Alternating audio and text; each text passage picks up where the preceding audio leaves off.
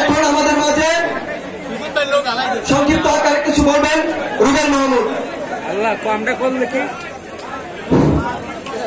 স্বেচ্ছাসেবকের দৃষ্টি আকর্ষণ করছি, শুধু টি শার্ট পরে থাকলে হবে না, আপনাদের দায়িত্ব ঠিক মতো পালন করতে হবে।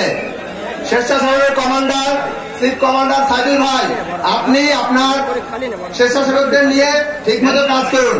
আর আমরা এইমাত্র খবর পেলাম নূর ভাই পায়রা ব্রিজ পার হয়ে পটুয়াখালীর দিকে রওনা দিয়েছে। ইনশাআল্লাহ আপনারা যারা আশেপাশে ঘোরাফেরা করছেন তারা চলে আসেন। ইনশাআল্লাহ লোকজন বাইরে না থেকে ভিতরে এসে আমাদের কথাবার্তা শুনে নেবেন। নূর ভাই আসতেছে, অপেক্ষা আছে জনগণ।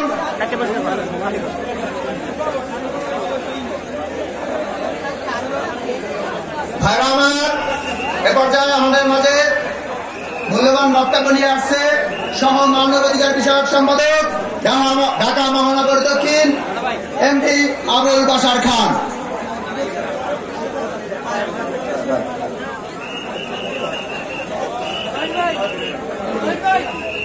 আমি সামনের দিকে যারা আছেন তাদের দৃষ্টি আকর্ষণ করবো। সাংবাদিক বাইরেও অনেক লোকজন সাংবাদিকদের ভিতরে ঢুকে আছেন।